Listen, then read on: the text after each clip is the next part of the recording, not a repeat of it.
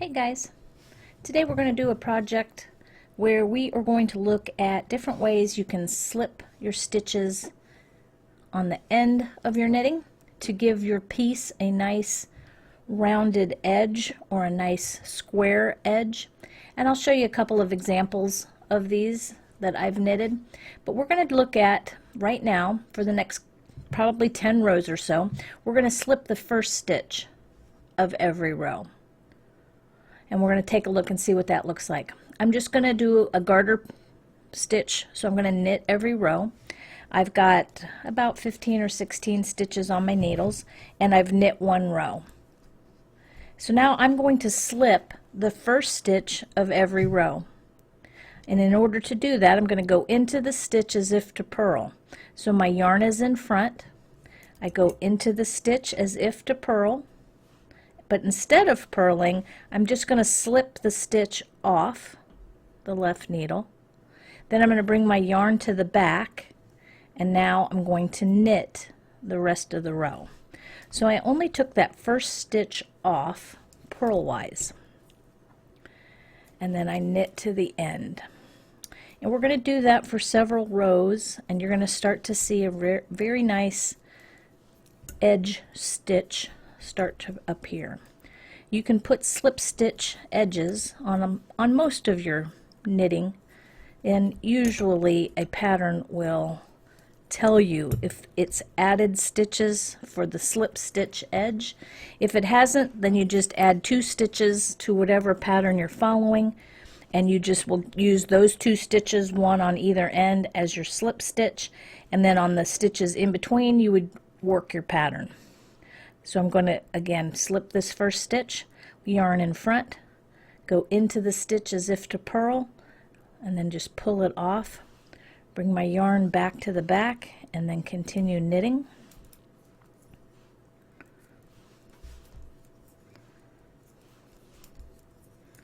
I use this slip stitch edge especially on things like scarves where you don't want a ragged edge to show. I wouldn't use it so much on sweaters where I'm joining 2 pieces of knitting together, because it does sometimes leave a bit of a gap. So I will use this method when I have a piece of knitting where you're going to be able to see the edge. And in a sweater you're going to be knitting edges together, so you would never see them. So again, I'm going to slip the first stitch purlwise, yarn in front, slip the stitch, bring the yarn to the back, and then knit.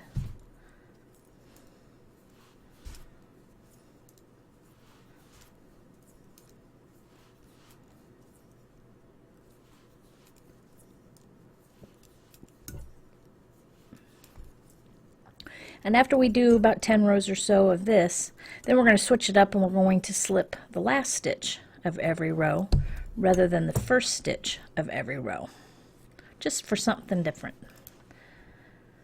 So I've slipped the first stitch of several rows. I'm going to keep doing that.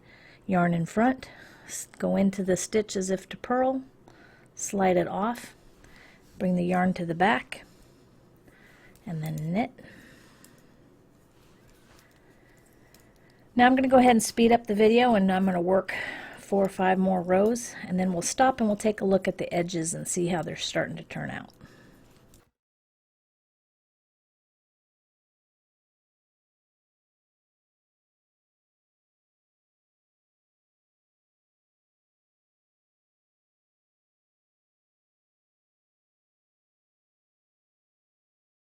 Okay, I've knit several rows here, slipping just the first stitch, and I want you to see what the edges look like. You can see a nice little row of V's from all those slip stitches. Gives a nice square look, not a jagged edge, and both sides look very nice. You can see here on this side too, there's a nice row of V's. So slipping the stitches, slipping the first stitch of every row, and then knitting the rest does leave for a nice edge. So now I'm going to switch it up a little bit, and I'm going to hang a little stitch marker on my knitting so you can see the difference. We're going to hang a stitch marker on, and then we're going to knit several rows just like we just did. But this time we're going to only slip the last stitch rather than the first stitch. So this first row, once I get going, this first row is going to look a little funky on the edge because usually I'd slip this stitch and now I'm going to work it. So I am now going to knit the first stitch, and we're going to slip the last stitch instead. And I'll use this variation on some patterns. Some patterns just clearly you need to work that first stitch in order for the pattern to work. Sometimes you're working a pattern where it really doesn't make any difference. So whichever way you decide to slip the first stitch or the last, just make sure you do it consistently. So now I'm down to the last stitch. I'm going to bring my yarn forward as if to purl.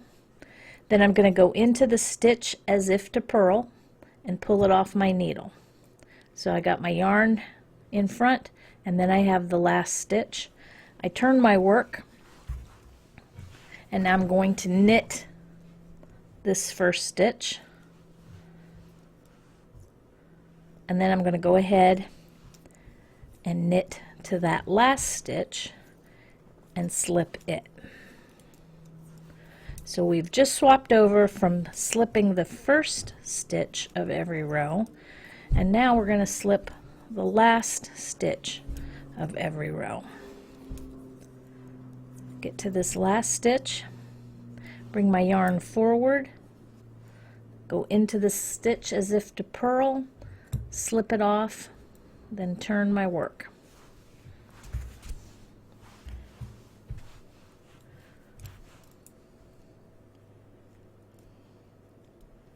I'm going to go ahead and work the first stitch, knit to that last stitch, and do it again.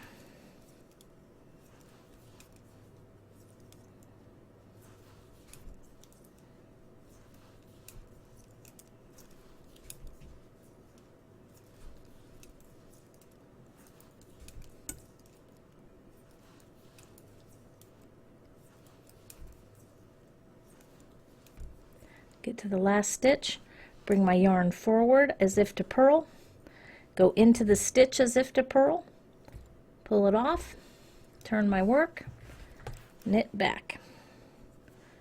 I'm going to go ahead and speed up the video, get a few more rows done, and then we'll go ahead and take a look at the edge and see what we got.